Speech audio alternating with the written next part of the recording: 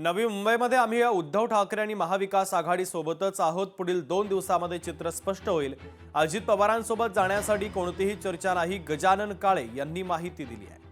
तर मनसेचे नेते गजानन काळे यांच्यासोबत संवाद साधलाय लोकशाही मराठीच्या प्रतिनिधी आकांक्षा देशमुख यांनी। पाहूयात। गजानन काळे आपल्या सोबत आहेत, आपण त्यांना विचारूया त्याला कसं असणार आहे, कशी मनसे लढणार नवी मुंबईत?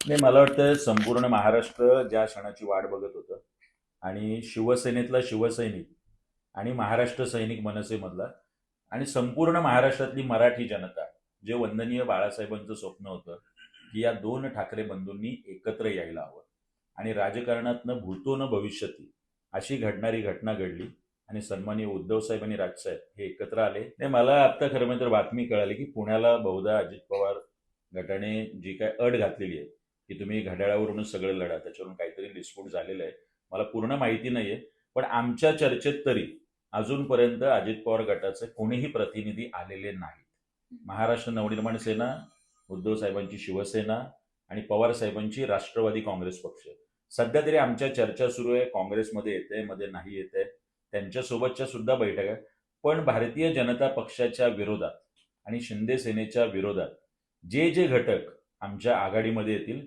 त्या सर्व घटकांचं आमच्याकडून मनपूर्वक स्वागत आहे। नाही, मला वाटतं नुसतं स्टार प्रचारक नाही, यांच्या जेवढी काही धोरणं आहेत ती मराठी माणसाच्या विरोधात आपल्याला दिसते।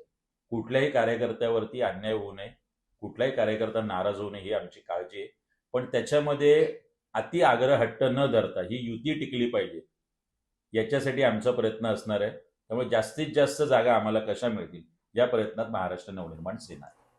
नक्कीच, त्यामुळे नवी मुंबईचं पुढील 2 दिवसामध्ये चित्र स्पष्ट होण्याची शक्यता आहे। व्हिडिओ जर्नलिस्ट सुमितसह मी आकांक्षा देशमुख, लोकशाही मराठी, नवी मुंबई। अकोला महानगरपालिका निवडणुकीमध्ये जागा वाटपावरून महायुतीमध्ये तिढा कायम आहे। बैठकीनंतर दोन्ही जागांवर मतभेद कायम असल्याचं पाहायला मिळालं।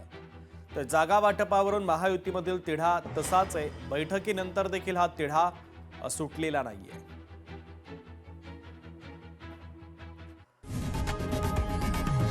लोकशाही मराठी ऐका, पहा, जागरूक रहा।